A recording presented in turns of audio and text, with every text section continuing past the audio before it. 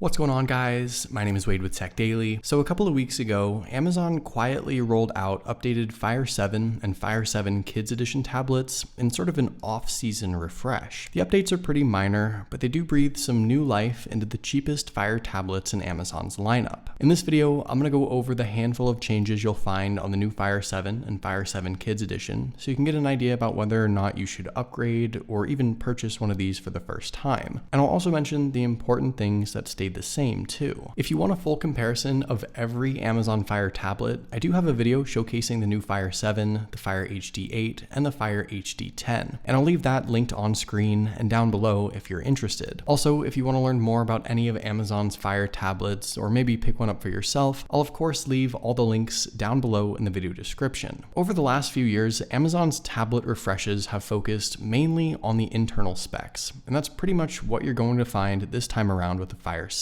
Physically, everything remains the same. It's an identical form factor to the previous generation with an all-plastic build, and some people like that because Amazon's tablets are pretty durable, but since this is a budget device, you definitely can't expect anything too fancy. What is new this time around though, visually at least, is the color selection. Amazon offers the all-new Fire 7 in black, plum, sage, and twilight blue. And this color lineup is drastically different than the bright colors offered on the HD 8 and HD 10. Another thing you'll notice about the new Fire 7 when you purchase one is that the lowest storage option is now 16 gigabytes. On the previous generation, it was 8 gigabytes, so that's a welcome change as you're getting a bit more for the same price. Of course, if you have an SD card, you can add up to 512 gigabytes via the slot on the side, which is once again double what you could add to last year's model. And that makes the base storage not much of a deciding factor, but it was still a long overdue update. Speaking of the internals, let's talk about what else is inside. The Fire 7 packs a quad-core 1.3 GHz processor, which is the same spec as last year, but presumably it's a new, faster version, because Amazon does explicitly advertise the all-new Fire 7 as a faster device with an updated processor. In addition to that, you get 1 GB of RAM, which isn't a whole lot, but considering even the top of the line Fire HD 10 gets only 2 GB, it's about what you'd expect, and that's been the standard for some time. Another internal change that comes to the Fire 7 is a better front-facing camera. The previous generation had a VGA front-facing shooter. With this updated Fire 7, you get a 2 megapixel front lens that can now shoot 720p HD video. So if you like to video chat with friends or family, you should see a noticeable improvement in quality. The rear camera remains the same 2 megapixel lens that also has 720p HD video capabilities, and beyond all that, the rest of the Fire 7, at least from a hardware standpoint, is essentially the same as the previous generation. You've still got just one single external speaker, which is unfortunate since the HD 8 and HD 10 have been updated to dual Dolby Atmos speakers, and the rest of the ports and buttons, including the micro USB port, microphone, and volume and power switches, remain completely unchanged. If you were hoping for a major refresh with the Fire 7, this obviously isn't it, but what you will likely notice is a faster, smoother experience on Amazon's least expensive device. The upgraded internals allow for a bit faster and snappier time as you flip through apps or watch content, and while it isn't some powerhouse device, it's more than good enough for casual media consumption and light apps, and you should definitely see improvements from the previous generation. The screen you'll be viewing that content on is the same 7-inch IPS panel that comes in at a resolution of 1024 by 600. On a smaller screen like this, that less than ideal resolution is still fine for watching movies and reading ebooks. Amazon has never really pushed the limits with their tablet screens, and they've remained unchanged for some time now. On the software side of things, these tablets of course still ship with Amazon's Fire OS, which is their skinned and software limited version of Android. Obviously, you sort of already have to have embraced Amazon's ecosystem to enjoy this tablet to its fullest potential, and they don't necessarily have the greatest selection of apps and games to choose from, but for most Amazon users, you'll be able to enjoy all your content. The only minor software update you'll find on the Fire 7 is hands-free Alexa support, and basically that just means that you can summon Alexa from a distance and your Fire 7 will pick up that command. I'm not sure why it took Amazon so long to implement this on the Fire 7, but it's now ready to use. So if you didn't already know, the Kids Edition of all of Amazon's tablets are identical to the standard version, aside from basically two things. First off, the Kids Edition tablets are more expensive, and that primarily has to do with the fact that you get this big, kid-friendly case to protect it. The case is this soft, thick, puffy, plastic and rubbery thing, and could probably protect the device from just about any drop. And actually, if your kid does break this tablet somehow, Amazon will just replace it anyway, which is kind of awesome. The case on the Fire 7 Kids Edition tablet also doubles as a stand too, so you can flip open the back here and set the tablet upright in a couple different ways, which is nice. And for whatever reason, this is the only Kids Edition tablet to ship with this version of the case. The Kids Edition tablet also comes with tons of kid-friendly content like apps and games from PBS, Disney, and Nickelodeon, and when a kid profile is logged in, much of the tablet's abilities are limited. As a parent, you have complete control over all the content your child views on the tablet, and you can pick and choose what they have access to. It's all done through your Amazon account where you'll manage your child's profile, and from the back end you can set up a ton of parental controls and content and feature limitations to ensure your kid is enjoying only appropriate content. Beyond the case and the kid-friendly content, the Kids Edition tablet is the exact same Fire 7 device as the regular one. It has the same updated internals and improved camera, and retains all the other same features and specs. All in all, the all-new Fire 7 and Fire 7 Kids Edition, as Amazon calls them, aren't exactly all new, but the minor improvements might be reason enough to consider one of these, especially since they are so inexpensive. They're still a solid media device, and for $50, I would still consider them a good value. So hopefully you guys did enjoy this video. Let me know what you think of these all-new Fire 7 tablets in the comments down below. Also, be sure to follow Tech Daily on Twitter and subscribe to the Tech Daily YouTube channel if you haven't already,